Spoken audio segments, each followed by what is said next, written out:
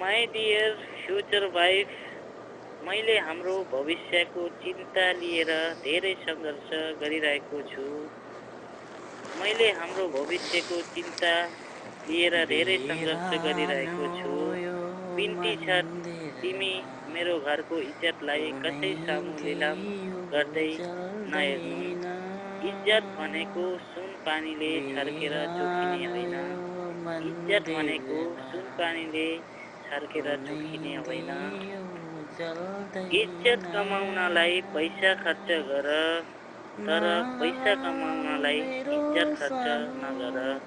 इज्जत कमाउनलाई पैसा खर्च गर, तर पैसा कमाउनलाई इज्जत खर्च नगर।